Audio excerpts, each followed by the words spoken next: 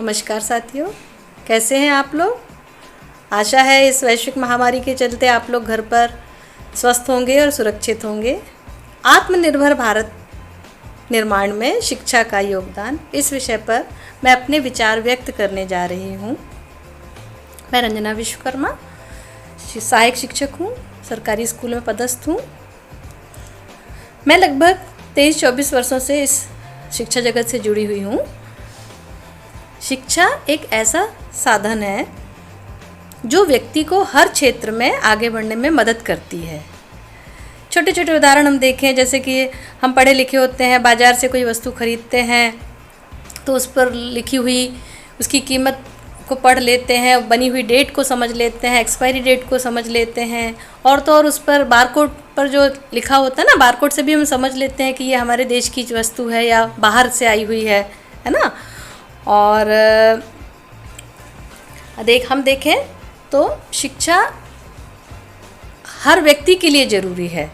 शिक्षा का उद्देश्य बच्चों को ऐसी शिक्षा देना है जिससे कि वो स्वावलंबी बनने के साथ साथ अच्छा नागरिक भी बने हैं। उनकी बुनियादी शिक्षा मजबूत हो, उनमें नैतिक गुणों का विकास हो, देश के प्रति उनमें त्याग की, बलिदान की, प्रेम की भावना हो, है ना।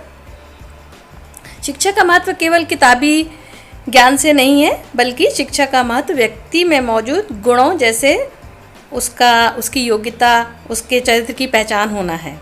क्योंकि पढ़ लिख कर तो हर व्यक्ति बड़ा आदमी बन सकता है, पर जब तक उसमें मानवता नहीं है, नैतिक गुण नहीं है, उसका पढ़ा लिखा होना व्यर्थ है।